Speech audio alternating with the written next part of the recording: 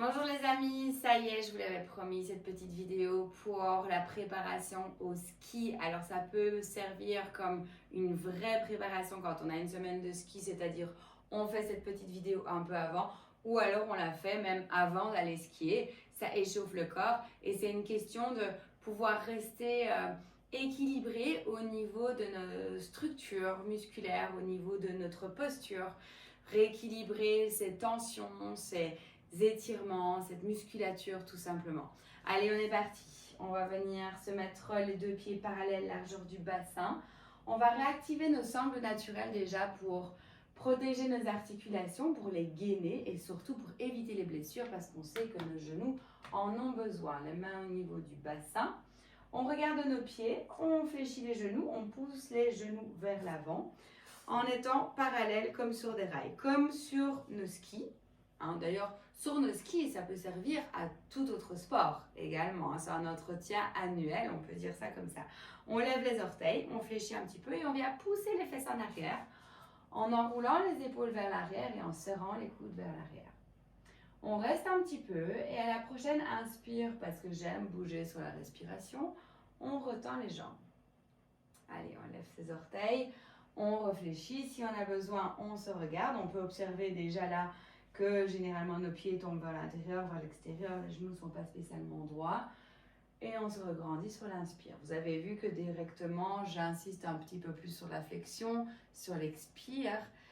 Ça, c'est important aussi pour aller apaiser notre système et rééquilibrer nos échanges gazeux. Allez, on y va. Donc, par le nez uniquement, la bouche reste fermée. On descend, on pousse les fesses en arrière. Et on vient tout de suite imaginer qu'on a un coussin, hop, entre les cuisses que l'on serre très fort. J'appelle ça le cisaillement.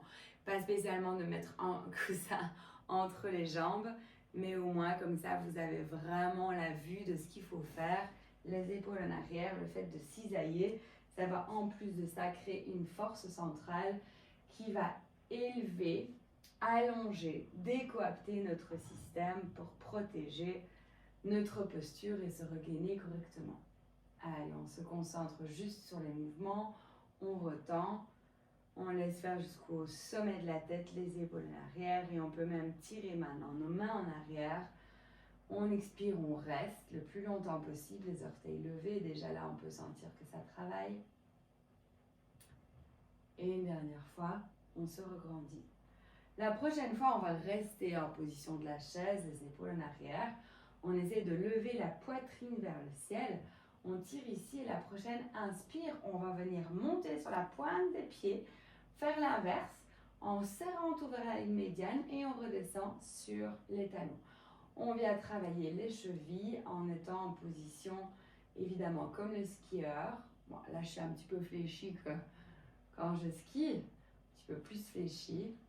Mais ça fonctionne aussi. Allez, on monte sur les orteils, on revient les pieds à plat, les orteils levés. On fait encore un. Si c'est too much, vous pouvez toujours relâcher un petit peu. Et à chaque fois, on relève les orteils. On recadre vraiment bien notre structure, notre alignement, c'est important. Ok, on retend les jambes, on les tend au maximum. On serre tout vers la ligne médiane et on garde les orteils levés. On va laisser faire la respiration dans les moments de pause et on peut observer que quand on lève les orteils, on va gainer en fait nos tendons qui sont liés aux muscles qu'on l'on active, qui retracent en fait un bon alignement et regainent un bon alignement au niveau de nos piliers, de nos jambes. Ça va protéger nos articulations dans les mouvements de flexion, extension latérale également aussi dans ce sport qu'on aime tant qu'est le ski. Éviter les blessures. Allez, on recommence encore une fois, on fléchit, on lève les orteils, on tire les mains en arrière. Et là, on va venir ressentir qu'on va gainer le dos également. C'est-à-dire, on pousse les fesses vers le haut et on s'incline légèrement vers le sol en rentrant le bas du ventre. On réfléchit et on redresse la poitrine. Et à l'expire, on va tendre les jambes jusqu'au bout de l'expire, en s'inclinant et en ouvrant la poitrine, toujours avec le menton ouvert aussi, sans tirer sur la nuque, pas besoin. On allonge juste la colonne vertébrale et les bras sont en arrière. Plus en arrière que le tronc. Allez, on tend, on lève les orteils, on va ressentir avec ce cisaillement toujours que l'on garde le gainage au niveau de nos piliers et au niveau des muscles du dos quand on se redresse. On tend jusqu'au bout de l'expire et à l'inspire, on se redresse. Encore une fois, on expire. Et cette fois-ci, à la flexion, on va venir mettre les coudes comme si on faisait un chousse. On regarde nos pieds, on les réaligne en levant les orteils, toujours en observant bien que nos genoux sont pointés dans la direction du deuxième orteil, les fesses en arrière. Le petit creux au niveau du bas du dos, j'en ai pas encore parlé, mais ceux qui me connaissent, vous savez, on garde les courbures de la colonne vertébrale pour protéger notre dos, ce qui est très important. Les mains au niveau des tibias, on vient tendre un petit peu plus les jambes et on relâche la tête vers le sol. Si on a besoin d'une pause, on se redresse tout simplement, les mains au niveau du bassin, jusqu'au sommet de la tête, le bas du ventre rentré, et on garde le bassin bien au-dessus des talons. On relâche les orteils. On lève les bras vers le ciel, cette fois-ci les mains à l'arrière de la tête. On ouvre la poitrine, on réfléchit, on lève les orteils, on s'allonge sur la ligne médiane et on expire, on tend les jambes, c'est encore un peu plus intense avec les poids des bras à l'arrière de la tête. On se redresse et on tend les jambes. Allez, on est reparti, on expire, on descend. On tend les jambes. On réfléchit et on se regrandit. On expire jusqu'au bout de l'expire. Tout ça, c'est sur la même expire. On essaye, on tend les jambes. Et à l'inspire, on fléchit et on se regrandit. Encore une fois, on fléchit, les coudes bien vers l'arrière. On tend les jambes. Ok, on fléchit. Cette fois-ci, on tire les mains en arrière. On vient prendre les mains à l'arrière de notre dos si on peut. Sinon, on garde les mains à l'arrière de notre bassin, les coudes bien serrés vers l'arrière. Et on se regrandit, on tend les jambes. On serre ces deux jambes l'une vers l'autre, donc on continue le gainage en cisaillant les deux jambes et en levant le menton. On vient juste laisser faire la respiration ici jusqu'au bout de l'expire en ressentant qu'on va rentrer le bas du ventre. Ça gaine nos abdos de faire ça.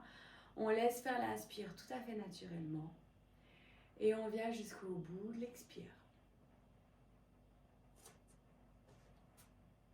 Ok, on relâche les mains de chaque côté. Prochaine inspire, on lève les mains vers le ciel. On lève les orteils, toujours peut-être ça aide à garder cet alignement au niveau de nos jambes. Ça gaine nos articulations pour éviter les blessures, comme vous l'avez vu. On vient mettre les coudes sur les genoux et on vient toucher le bout des doigts. Avec le bout des doigts, le sol, les fesses toujours en arrière. Alors là, j'imagine mon papa, évidemment, qui a besoin de fléchir les genoux à la place d'avoir les jambes tendues dans cette flexion avant pour pouvoir garder les courbures de la colonne vertébrale. Il n'y a pas que mon papa qui est un peu raide à ce niveau-là. Donc, je vous montre, je prends l'exemple. On remet les mains au niveau des tibias pour inspirer, pour ouvrir la poitrine. Et à l'expire, cette fois-ci, on réfléchit les genoux, le bout des doigts au sol. Mais on peut relâcher la tête vers le sol. À l'inspire, encore une fois, on tend un peu plus les jambes, le bas du ventre est rentré. Ça va étirer toute la chaîne postérieure. Et en même temps, vous avez vu qu'en levant les orteils toujours et en continuant à fléchir les jambes, ça gaine tout notre pilier. Nos piliers, parce qu'on en a deux évidemment. On va reculer le pied gauche vers l'arrière, grand pas de géant, okay. Loin derrière, les mains de chaque côté du pied avant, et là, on peut venir mettre une main, si on manque de place, au niveau du genou à l'avant. On fléchit le genou à l'arrière et on lève la poitrine. Et on vient faire des flexions-extensions.